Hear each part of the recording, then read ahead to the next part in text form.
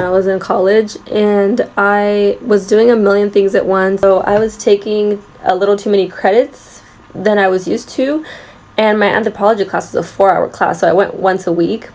So it was one of those things that like made me super nervous. And yeah, so basically my teacher, like at first he was so super nice, but then it became apparent to me that he was like one of those teachers that's like, if you're on his good side, he'll pass you even if you're stupid, but like if you're on his bad side, like he'll fail you even if you're smart. So I wish I could remember his name. His name was very forgettable. When class first started, I was like on my best behavior, turning my homework in on time and all that stuff. Well, actually my homework was always on time for that class, because that was like one of the classes that was like not hard for me to study for. Like I love anthropology, but it's just the way that like I love class.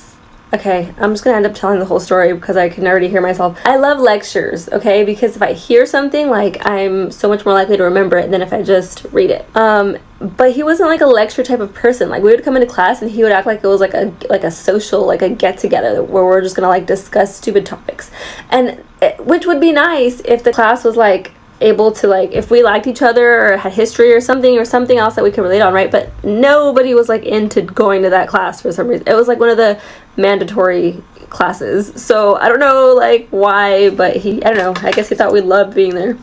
And I did, like personally I love anthropology, like I said, but it's a 4-hour class, like I said, as well, with like very few and very small breaks. So I left my notebook there one time, and I guess he was trying to like figure out who it belonged to without saying like, oh, someone left a notebook, because then I guess he figured multiple people would be like, oh, it's mine, and then they tried to, and there's a lot of important information in there, from what I recall. But I also had like 8 million notebooks at the time, and apart from my school notes, I would take a lot, like I had more personal notes than anything.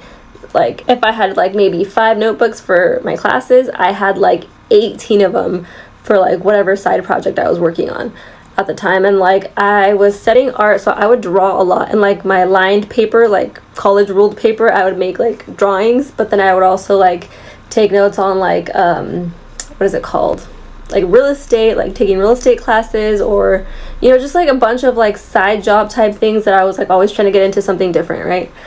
And so I don't even remember what was in that notebook, but it was obviously important. And he spent like the greater half of like 30 minutes to try to figure out who it belonged to. And he did so by explaining something that was in the notebook, which is to be the last person to speak. Okay, because you get the Simon Sinek talks about this.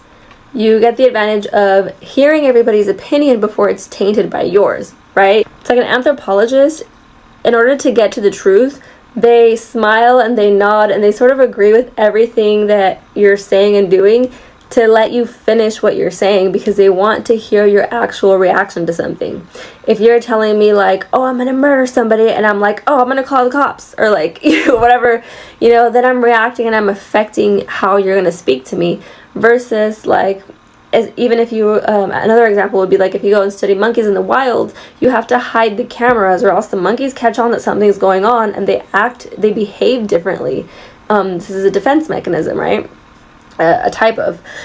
So anyways, so he was trying to figure out who the book belonged to, and I never said anything. So I don't know, hopefully he sees it now and is like, oh, that's why she was so weird that day, because I remember waiting, I played dumb the whole time, and I was like, everybody else in the class was quiet, so I wanted to be quiet too, because I just like, obviously a smart person would have been like, oh, you have my notebook, like that's why you're talking about all these random topics that like I was literally just taking notes on last night, and my notebook's missing, like but yeah, it's this is like an ingrained thing in me for some reason. Like even when I want to, and I should say something, I have like this very strong, like something always pulls me to be like, just let it, like allow it to fucking happen without interfering, right?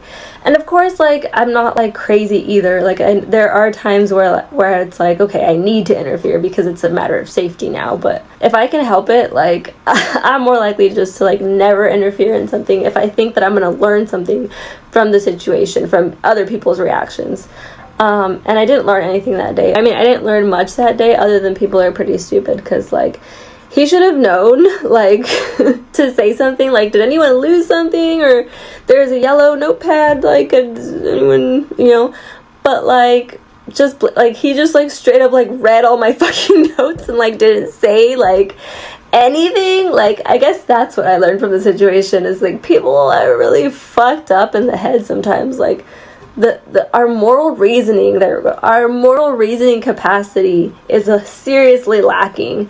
And then at the end of the class, I remember thinking, like, maybe I should say something, but then I just felt, like, really embarrassed too, of, like, for him, because I didn't want to put him in a situation to where he's like, oh, I'm sorry that I, like, said so much, and, like, but I don't even think he was embarrassed. That's my story.